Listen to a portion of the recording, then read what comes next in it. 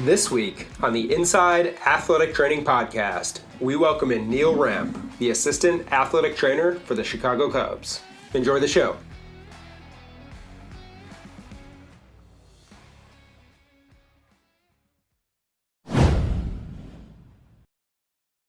All right, Neil, welcome to the Inside Athletic Training Podcast. Excited to have you on for episode 98.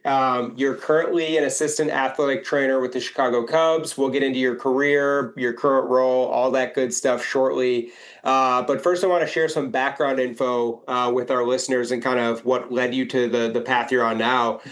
So let's kind of start at the beginning. What initially sparked your interest in athletic training and kind of sports performance and development? So I had a knee surgery in high school. I went to a very small school system in Northwest Ohio where we didn't have athletic trainers, and this was back in the early 90s when it was still kind of a luxury to perhaps have one at a high school. I had a knee surgery. I had to do some rehab. I went to a local rehab facility, and that was really my first exposure to what athletic training even is. Not knowing, at that point you knew there were physical therapists, and that's usually maybe who was doing the rehab. But to get hooked up with Kristen Guggenbiller was her name, actually. I remember who rehabbed me. And so I was like, oh, this may be a career path where you can kind of mesh your passions of athletic training with sports. And I hadn't really known that was a thing, quite frankly, until that point. And, when you were kind of getting familiar with what was going on in athletic training, learning, rehabbing yourself, was there a certain aspect specific you enjoyed? I know you got into, massage therapy, strength and conditioning. Was there a certain aspect of your own rehab that kind of pushed you in one direction or the other? What was interesting is that knee surgery in high school, again, was kind of the genesis of all of this. And I always enjoyed lifting weights. And again, this was 30 some years ago. And I was like, I don't know if that's a responsible career path yet. Like if that's a hobby, if that's a thing. Yeah, is this real? How am I going to be able to pay the bills? And so I was very fortunate to my undergraduate. I went to the University of Findlay, Division II school, Northwest Ohio. I had a great experience there. And I had to sign a contract to be able to be a student athlete in the athletic training program, because at the time it was still an internship program where you needed to get 1,500 hours. Okay. So obviously the time commitment to being a student athlete, the time commitment to getting your 1,500 hours, and my school, again, kind of all things collectively kind of funneled to the middle, also had a physical education, strength and conditioning major as well. So I was able to dual major and have a lot of my coursework overlap. And I never really saw things as black and white. It's more a sliding scale of gray, right? Of performance and sports medicine. And I had a really good experience there, being able to kind of dip my toe in both worlds and kind of have one eyeball working in that sports medicine world and the other eye kind of seeing things from a sports performance lens, I guess. And so really in undergrad, that's how that all started. And not to get long-winded, but I guess I was a senior in college, about to graduate. I had passed my NATA exam in the spring of my senior year. And I was like, wow, I'm going to be out in the real world, and I feel like I still don't know anything. Yeah. I volunteered in my undergraduate weight room, in the intercollegiate athletics weight room, because at the time there was one full-time strength and conditioning coach. And I said, hey, I'm going to graduate. I still don't feel like I know anything. Yeah. I'll work for you for free for a key to the weight room, is basically what I told him. And I just watched human movement for whenever I wasn't in class. I was done playing at that time. I just lived in a weight room and watched guys move. Yeah. And helped coach and do what I could to help. Again, at a Division II school, a lot of times even strength coaches are underpaid, overworked. So he was appreciative of the help. And that kind of set that one request of, hey, I'll help you out, work for you for free for a key to a weight room, kind of set off a chain of events, um, career wise for me. But yeah, that's kind of how those worlds started to mesh, I guess. Yeah, that's really interesting, and obviously, you gotta grind your way to anything in this industry, and it's cool. There's a lot of resourceful stories I've heard from you and your colleagues. So that's pretty cool to hear there. You spent time at the University of Minnesota, Neil, and University of Arizona as well. What did kind of those time periods in your life teach you about maybe what you liked most about working in sports and sports medicine and performance? And kind of did that also give you time to weed out like, hey, I don't like this thing as much. I don't like that thing as much. Did you get some clarity from your time at the universities? You got clarity that you need to accept everything. Again, I think the human brain likes things to be very binary. Yes, no, Yeah, good, bad, right, wrong. sure. That's just not how any of this works. As I was saying, the coach that I worked for in my undergrad, he took a position as the head of Olympic sports at the University of Minnesota. So after working for him for free, I started my master's degree because I'm a really curious guy. I started out as a sports psych master's Okay, degree interesting. because there was always this theme of like there's more to this. Like For I sure. don't know it all. There's more to this. How do you help with a performance puzzle with an athlete? And that was kind of my mantra was always like I'm missing something or there's more to this. And when Cal Dietz went from the University of Minnesota, I'm sorry, from the University of Findlay to the University of Minnesota, he he asked me to move from San Diego to Minneapolis in Okay. December, and Yeah. I flew out there and did a little interview with their department. I did a 116-degree change in a 4-hour flight, and I was like, Jeez. "What am I signing up for?" But again, it was a super formidable year of my life in that I was a strength and conditioning coach at the University of Minnesota as an athletic trainer. And that was one of the best things for me in that a good day for a college strength coach is kind of a 6 to 6 day, right? Like you Yeah. roll in at 6 in the morning, you're done at 6 at night. And we had men's Olympic sports. So you had baseball, swimming, wrestling. You had a number of sports, hockey, to where you're Hmm. just watching different bodies move and you just start to piece things together. What are some common themes? What are some challenges? What positions can guys get into or not Yep. get into? And so that year was super valuable in me just watching human movement and coaching up for a year, nonstop, literally, which was fantastic. From there, I went to the Boulder Center for Sports Medicine and worked there. Did some outreach work at a high school where you learn to be, as an athletic trainer, where you learn to be resourceful. If I back up a second, between undergrad and finishing my master's degree when I was in San Diego, needed some money. I was an outreach athletic trainer, reached out to a school district, Grossmont High School in San Diego. I was an athletic trainer there for a year. Uh, Okay. Again, getting resourceful, limited budgets, a lot of athletes, which was a really good experience. So it's like all of these chapters, you were right where you needed to be in the time you were in type thing of lessons Yeah. to be learned. Um, and then I went to the University of Arizona where I was the associate director for performance. I was there for 5 seasons, again, a number of sports, men's and women's basketball, Hmm. volleyball, baseball, to where you're just watching and coaching athletes and helping them out. And no matter what coaching cue you may have given, they may not be able to get in positions you want or perform the things you like. So that's where the manual therapy skills came into play, where again I was a certified athletic trainer working as a strength coach, but I was never really taught how to use my hands. Interesting. So intuitively, back to that same mantra of there's more to this, I ended up putting myself through massage therapy school and a part-time night program.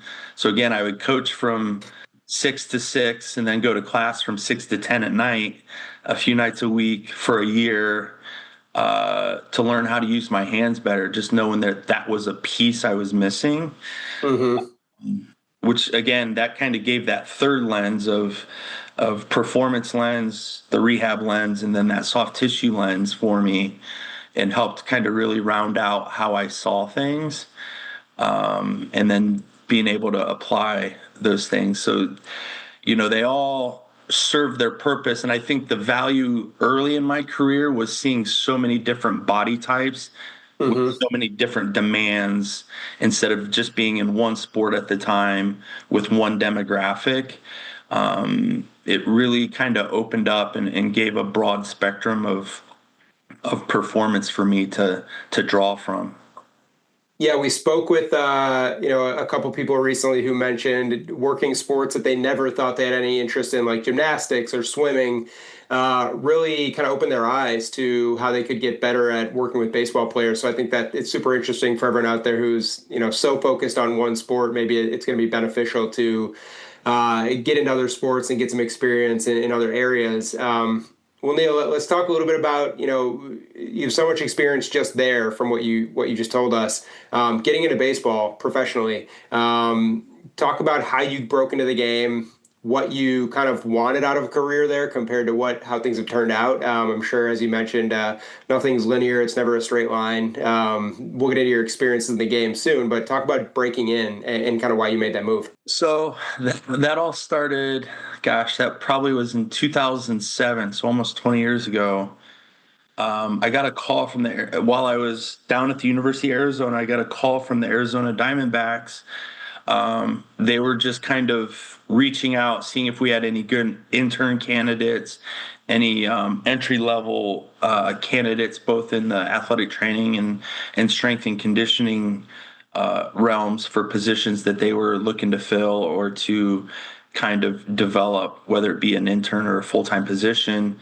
That just kind of started some dialogue with myself and Ken Crenshaw, Nate Hmm. Shaw at the time, and having conversations.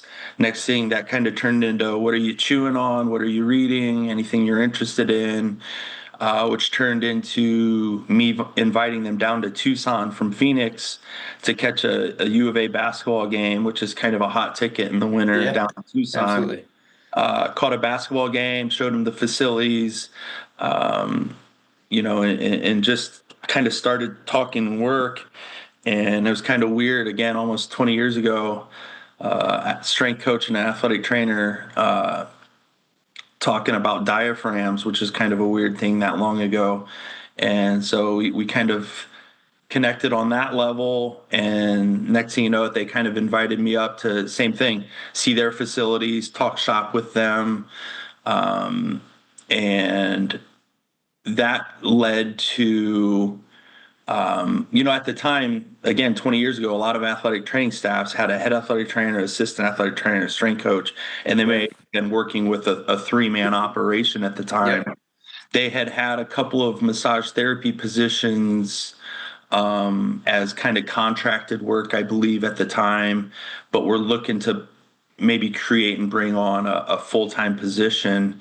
And so Ken had gauged my interest. And I kind of live by a saying, regret for things done can be tempered with time. Regret for things not done is inconsolable. So I was kind of like, you'll never know unless you jump in and check it out. Yeah. And so he had and interviewed me and talked shop a bit. I think they had checked into with a few other people and had offered me a position, and I thought, why not? It was interesting enough that I actually took a relatively substantial pay cut to take that position just to see what it was about and to get into that environment, which seemed like a fun learning environment that they've created over there. Hmm. And so I jumped in headfirst with the D-backs in 2008. And I gotta kind of dig in there. I feel like half of our guests have some type of exposure to Ken Crenshaw. His athletic training tree is awesome. He's so many people have gone on to become head athletic trainers or have really successful careers. What was it like working with Ken? What kind of impact did that have on kind of how you approach being an athletic trainer now in Major League Baseball? It was a pretty amazing human being, man. To this day, we're very good friends. Has always been a mentor of mine since meeting. Um, and the cool thing about Ken is it's never about Ken as far Yeah, as creating the environment. And there's a book by Liz Weissman that I think of Ken often. It's called Multipliers. And when people are in leadership roles, you can be one of two types. You can be a multiplier or you can be a diminisher. And Ken undoubtedly is a multiplier and kind of plays that point guard role to help all those around him play, a bigger game, both in the profession and personally. And that's just, they say you become the five people you spend the most time with, and when you can get the right people in the same rooms, it's rising tide raises all ships, right? So sure. that's just kind of how I felt in my time there with that group, which was pretty special in both professional and personal development, I would say. hmm And you spent a handful of years with the D-backs, as you mentioned. Talk about moving on from the club there and into a role with the Dodgers. What was that transition like? What caught your attention? And how did you know you're ready for a move like that, which would put you in as a head athletic trainer for a major league club? I'll start by saying I don't think you're ever ready for those seats. you know, I sat I sat 5 feet behind Ken for 8 years, and you think and you can ask any athletic trainer, you don't know until you're in that seat. Um, Sure. I had the privilege of working with Ron Porterfield in LA as the director over there, and he shared a lot of the same sentiments that sometimes it can be a pretty lonely seat at times. But it was a very good experience. Again, back to the motto of, regret for things, not done or inconsolable is I didn't want to go to my grave wondering what it'd be like to be the head athletic trainer for the hmm Dodgers with given the opportunity when they reached out. And heading over there, it was a very interesting time. 2016 was probably one of the hardest years of my life, quite frankly, in that I was a newlywed expecting our first baby. My dad had had a heart attack. My grandpa had passed away. A new position, a new organization, selling a house, getting a place to live. Yeah. So there was a lot of action that year, and a lot of learning, obviously, and culturally how maybe an offense you would like to run departmentally fits into or retrofits into an organizational culture, and then just doing the dance of what works, organizationally as well as within a department in a direction you like to take it in, and growing staff Yeah. and moving people along as well. And Neil, was there anything in that, first year as the head athletic trainer with the Dodgers where you were kind of caught off guard in terms of, wow, like I wasn't expecting this. This was shocking. I didn't know you guys did this. What was it a bit overwhelming at times? Absolutely. You, we had a player have a 40-man player that I had never met had his, you're navigating doctors across the country, Uh-huh. specialists, to perhaps have, say, a first rib removed, having never met the player or the doctor in that new role. And then, just getting through, you know, something as simple as your doctor relationships, having, and then LA is a little bit more strung out across the city instead of a tighter loop, maybe that I was familiar with in Arizona. Um, and, Dave Roberts at the time, it was his first year as a manager. So the manager was in his first year, which again, there's pros and cons of that. We're both new people at the same time that can relate to that piece, as he's trying to create the culture he's wanting in the clubhouse. Andrew Friedman at the time, I believe, was in his second year, maybe third year at the time, I think second year, and creating what he was looking to get moving there as well. And he was great to work with and for as well. So yeah, there's obviously a huge learning curve. It's one thing if you're within the same organization in a new position. It's kind of a double whammy when you're in a new position in a new organization. Sure. So the learning curve is a bit steeper in that regard. But you just keep showing up every day and putting your best foot forward and try to move the needle in the direction you're wanting to. And then now, Neil, you're with the Cubs. We'll get into your current role here, but I'm curious to, you work with Nick Frangella, who's the head athletic trainer there, PJ Mainville, who's been, at the top there with the Cubs for a long time now.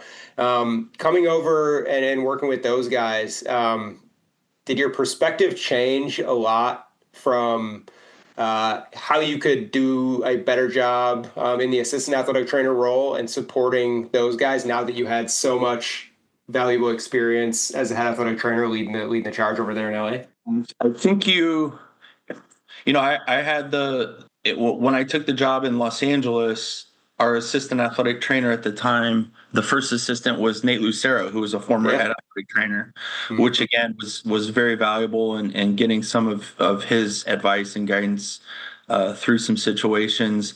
And then having moved over to Chicago, my first year there was Nick's first year as the head athletic trainer, as PJ had slid up into the director role. Yeah. And, we had talked about trying to kind of help Nick and almost sandwich him from the top and below, for lack of better terms, of PJ having been in that seat, sliding up into a director role, myself sliding over there as a new guy, but having sat in that seat as well. And, it's part of experience, right? We don't live long enough to make all the mistakes ourselves. If you can speed up someone's learning curve,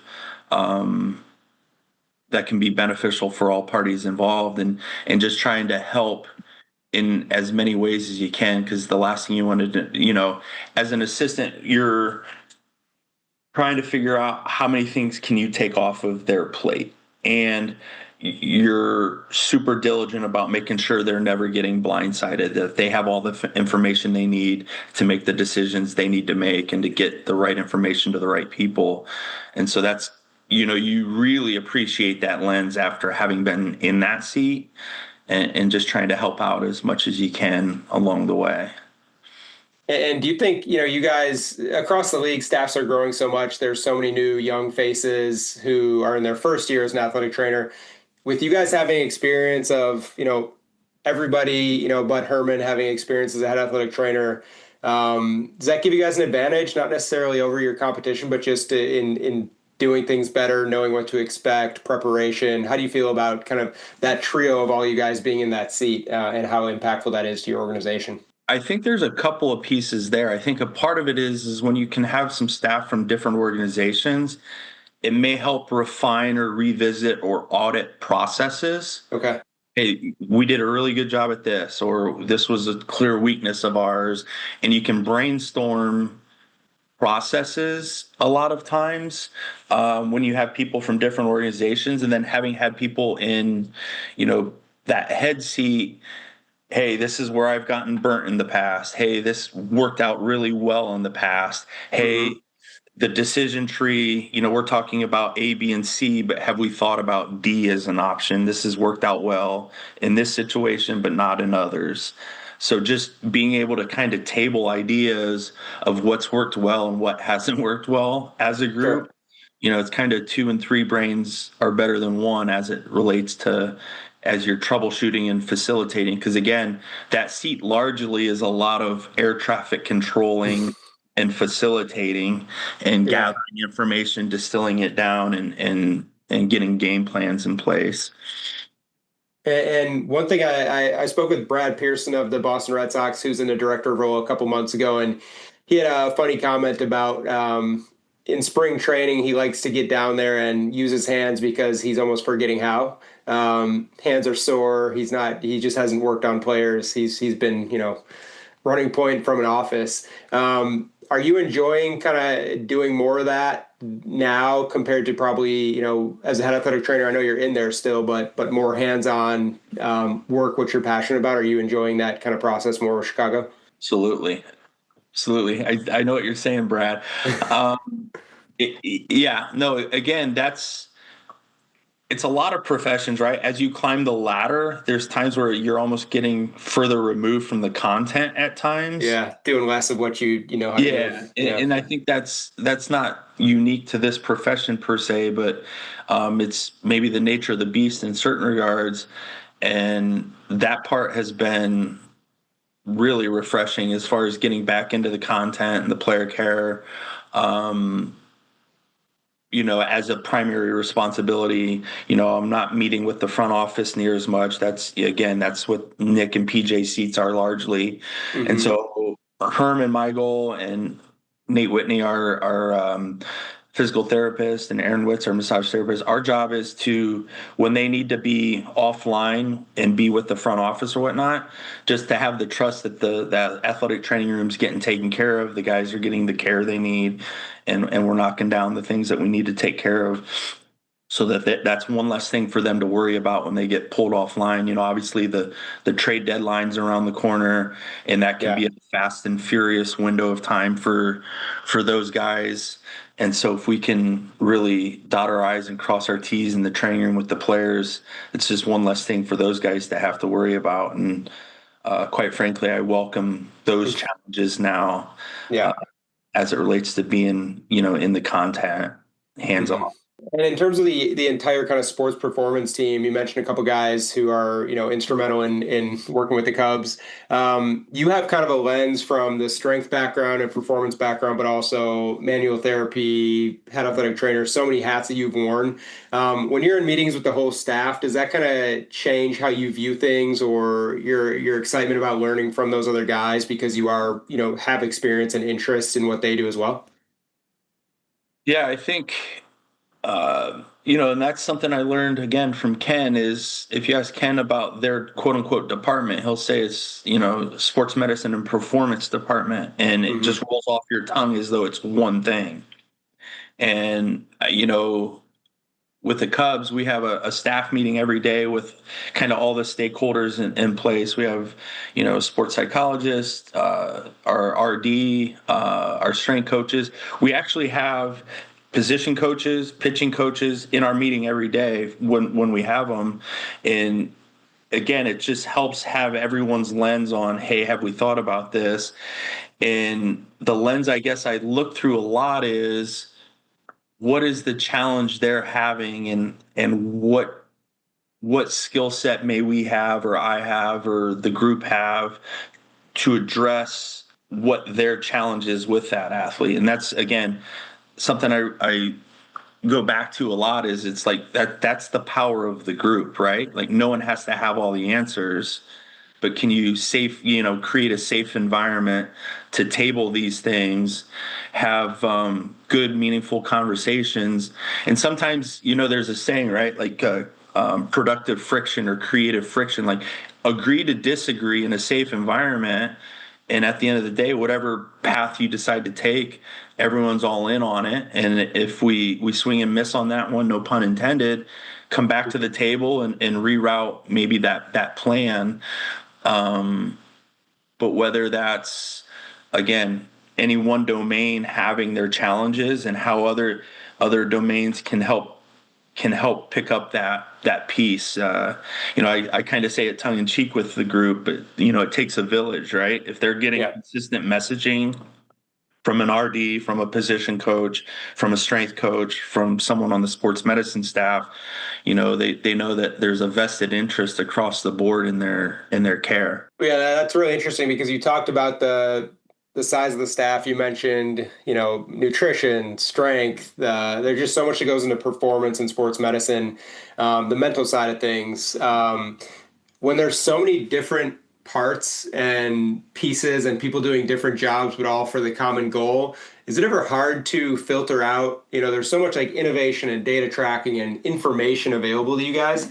How do you kind of pinpoint what's most important as a group, since you are kind of all pulling in different directions, but ultimately the same as well? I kind of have two thoughts on that. And I would say this is something that was picked up from the Navy SEALs. They talk about team ability, whether by title you're the head athletic trainer or the director of sports science or the assistant athletic trainer.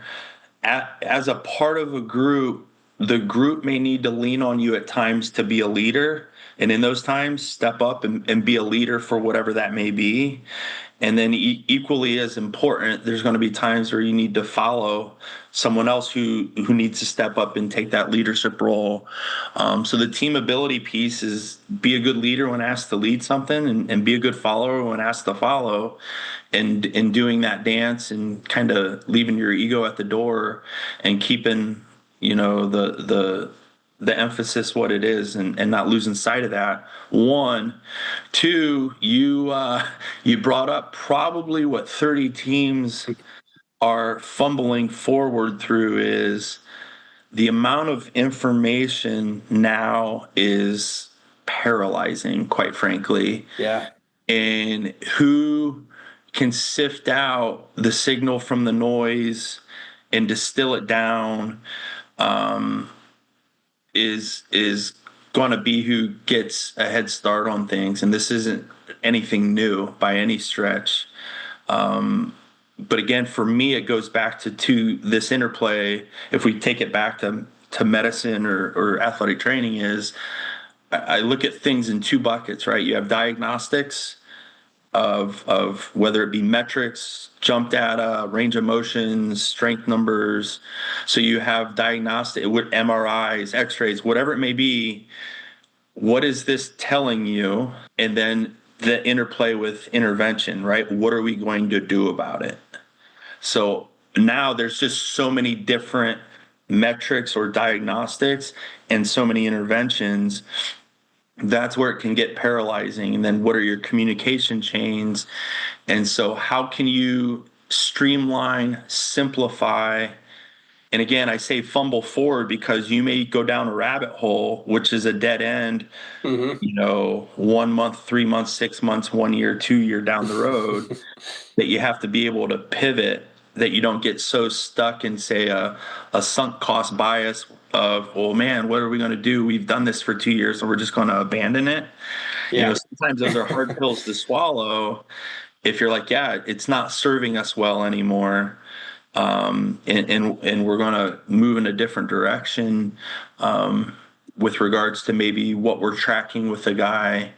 But the information, yeah, you hit it on the head in that it's borderline paralyzing what is out there, and you can drown yourself in that. But you got to make sure you don't get caught in paralysis by analysis of you still have to do something. The guy's Sure. going to come in with a sore neck or a flared up cuff or whatever it may be. You still need to do something. And so that's really, I think, what all 30 teams may be. The challenge, I would say, would, if I had to guess, would be a common theme Yeah. of all 30 teams of how do you make that information meaningful, actionable, and digestible, not only for staff, but also for players. Mm-hmm. Yeah, it's a wild ride out there. I think something I was thinking about while you were answering there was you mentioned early in your career you were thinking, hey, is this even a serious profession? Is this something that is even a real deal, or is this just me messing around until I go get a quote unquote real job? And all the innovation that you just discussed, all the changes in staff sizes from maybe, back in the day, it could have just been 2 or 3 guys.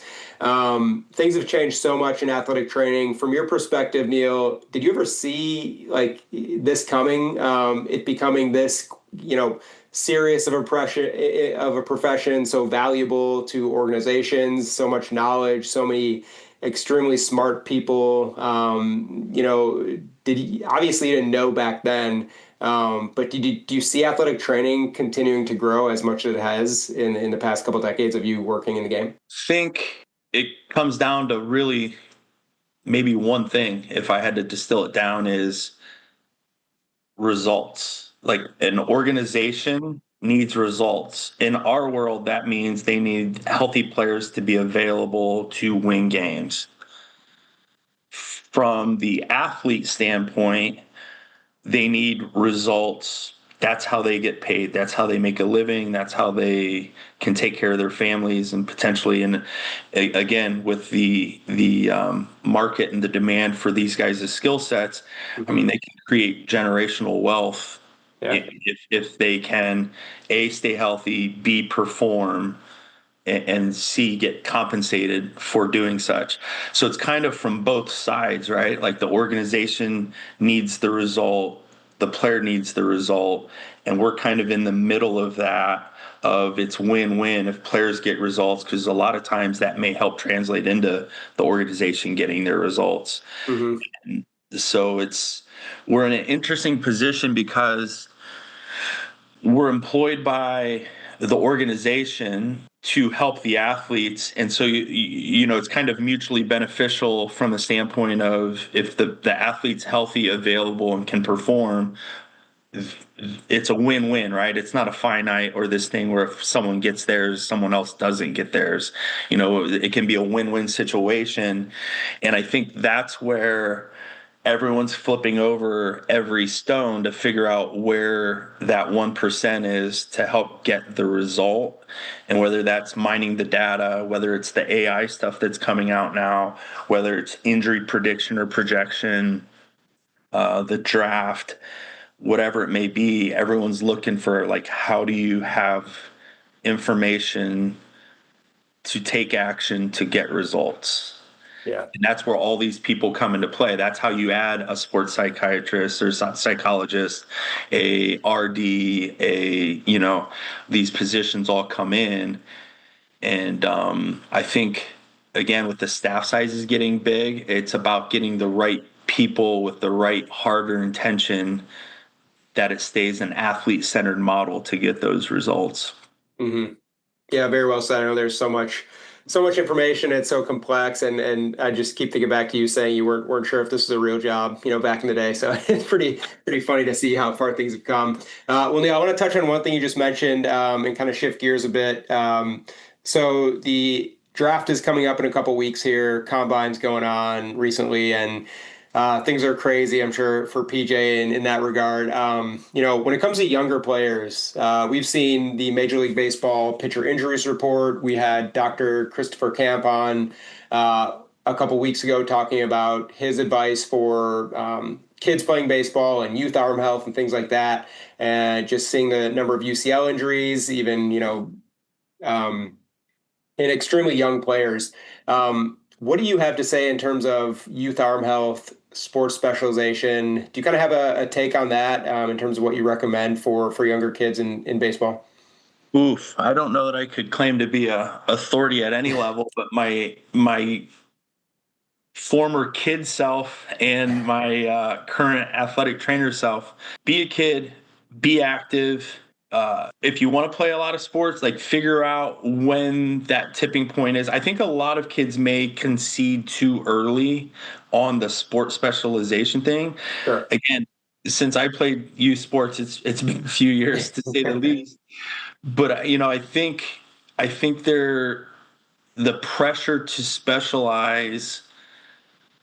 I would want either kids and or their families to step back and think of, like, is it that necessary as early as they're doing it, or can they Sure. stretch that out just to develop as a human, as an organism, as your motor patterns, and to diversify and have this wide profile of capability before you say, I'm a baseball player. Because again, you're a human first, you're an athlete first, the baseball piece will come at some level.